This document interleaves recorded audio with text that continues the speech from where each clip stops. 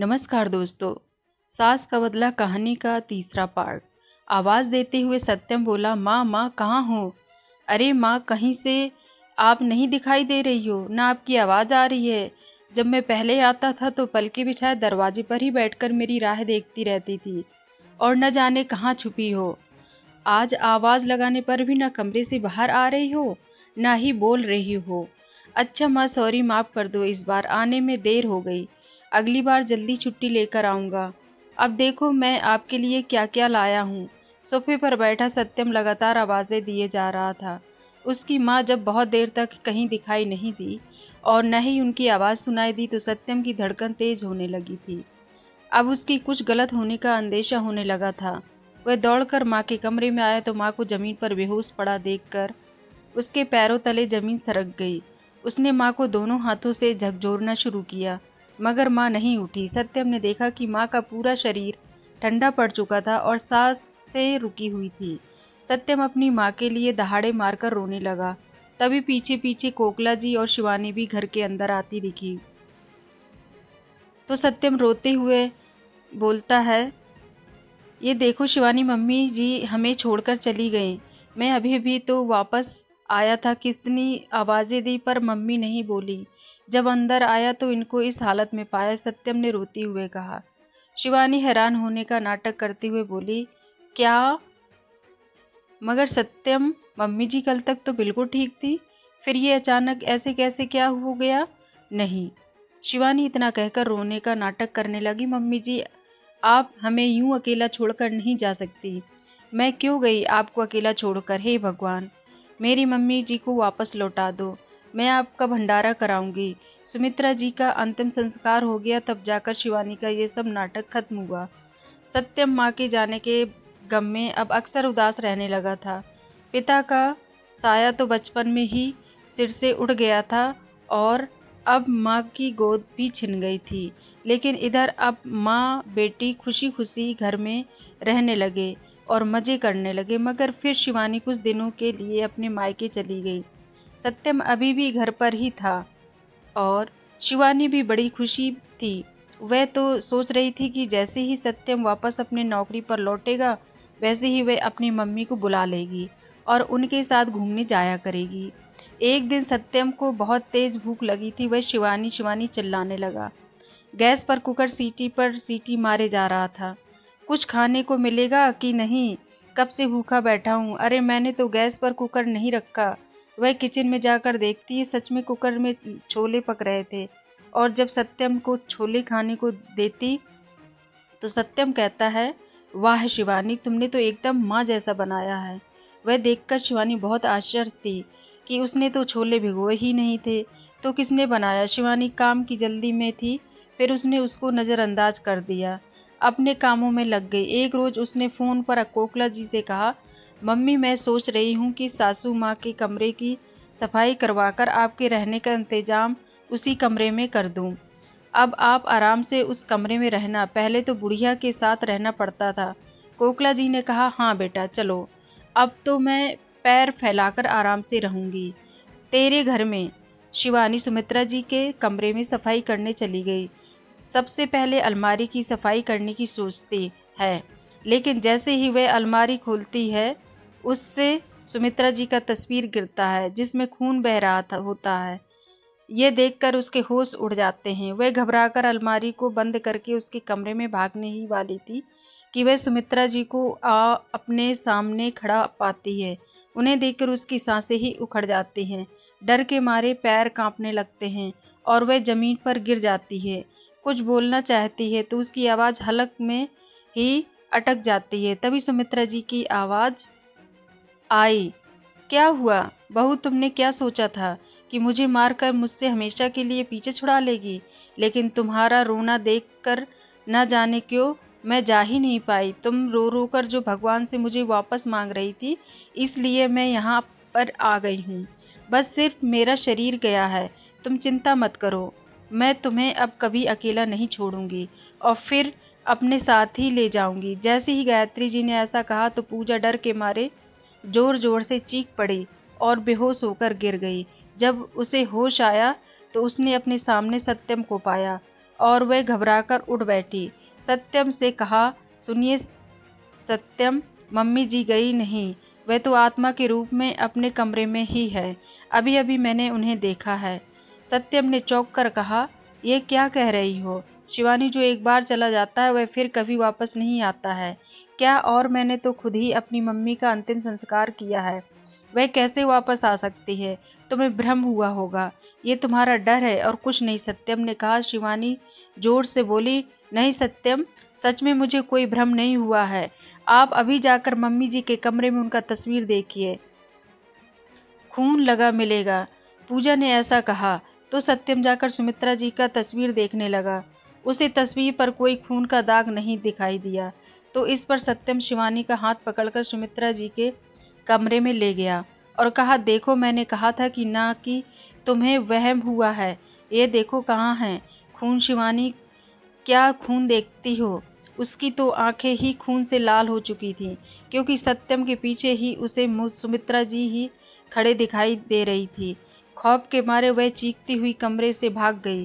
फिर इस बात के बाद से उसने उस कमरे में जाना ही बंद कर दिया। उसने तो कितने पूजा पाठ भी करवाए, पर सुमित्रा जी का एहसास उसे हर वक्त घर में होता रहा। देखते देखते सत्यम की ड्यूटी पर जाने का दिन आ गया तो शिवानी ने अपनी मम्मी को फ़ोन पर कहा, मम्मी अब तो ये भी जा रहे हैं। इधर ये मरी हुई बुढ़िया मुझे अलग ही परेशान कर रही है। इनसे कहती हूँ तो ये इसको मेरा वहम कहते हैं। इन्हें कुछ नहीं दिखाई देता, मगर मुझे दिखता है। बहुत डर लगता है, इसलिए आप आ जाओ। कहीं अकेला पाकर वह बुढ़िया मुझे मार ही न दे। इससे अच्छा तो ये होता कि ये बुढ़िया जिंदा ही रहती। अब हर दिन खौफ में जीना पड़ रहा है। कोकिला ने कहा, अरे सच ही तो कह रहे हैं दामाद जी, ये तेरा भ्रम है। ये सब भला मरने के बाद कोई लौटता है क्या? वो जाने कहाँ चली गई होगी। लेकिन तू डर मत, ठीक है ना? मैं आती हूँ और देखती हूँ कि कौन परेशान करता है तुझे। अरे हम तो पार्टी करेंगे, बुला लेना अपने सहेलियों को, कोकिला जी ने कहा। तो शिवानी ने थोड़ी चैन की सांस ली।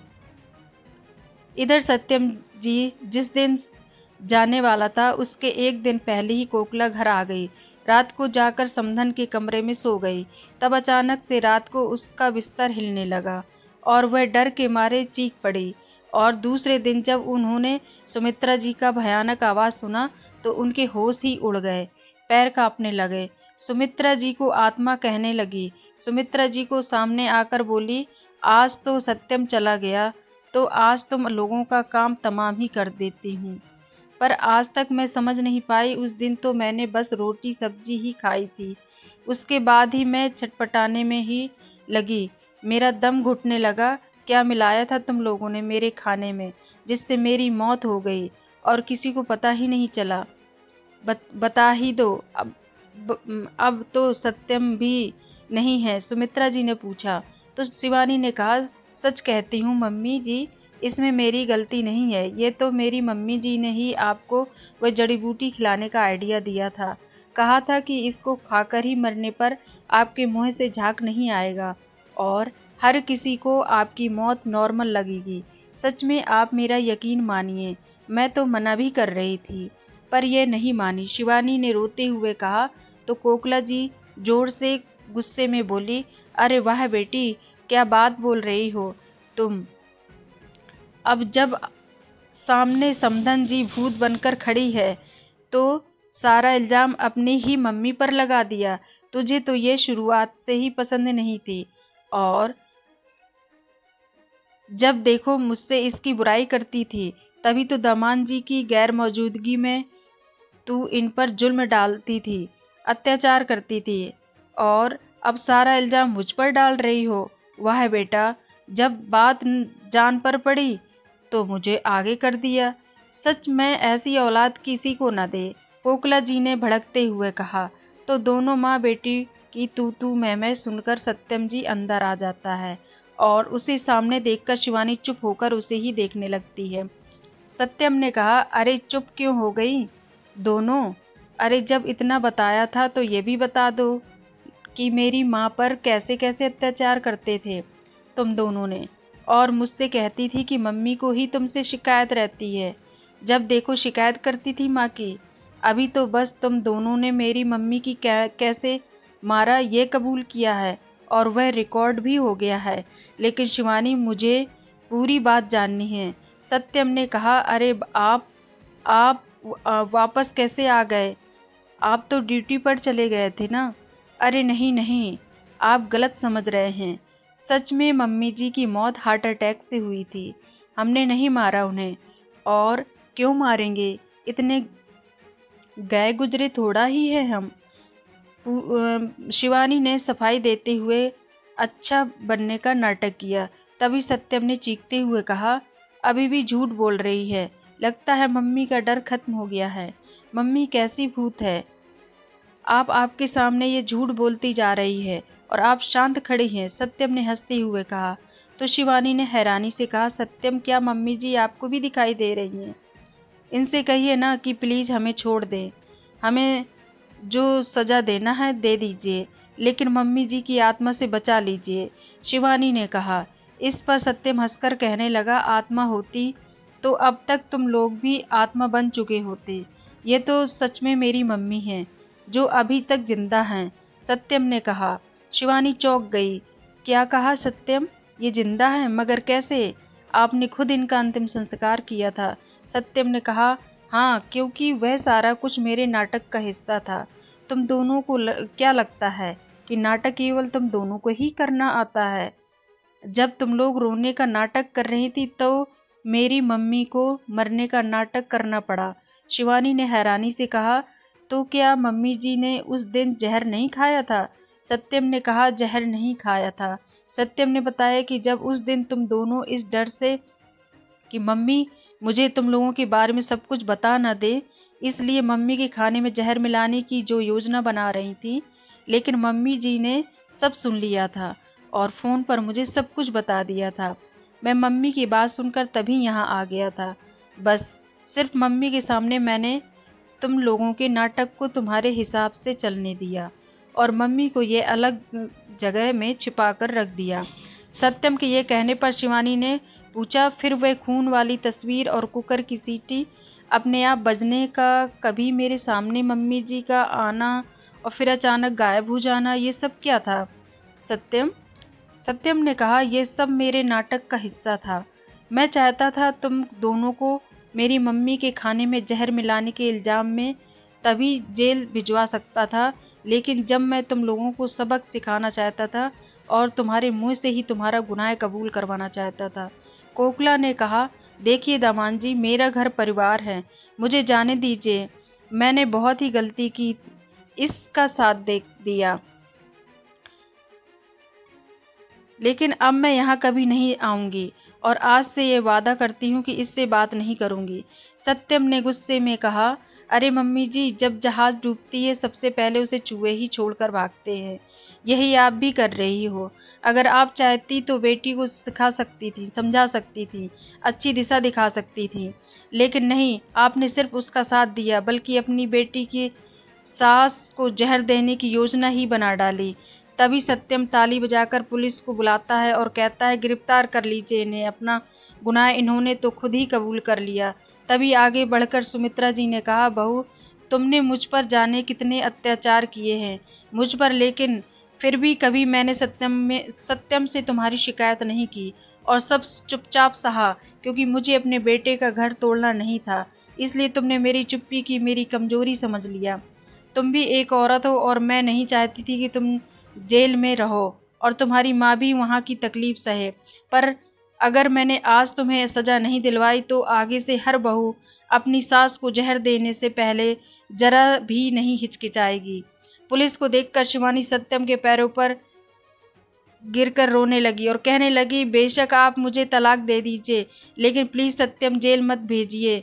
मेरी मम्मी की उम्र तो सोचिए। इस पर सत्यम ने उसे एक जोरदार थप्पड़ लगाकर कहता है, क्या तुमने सोचा था कि मेरी मम्मी की उम्र के बारे में जब उन्हें मारने का प्लान बना रही थी? अब आओ और जाओ दोनों पुलिस के साथ, और अब ये नाटक जाकर कोर्ट में करना। हालांकि वहाँ पर भी मेरे सबूत के आगे तुम दोनों के ये नाटक काम नहीं आएंगे।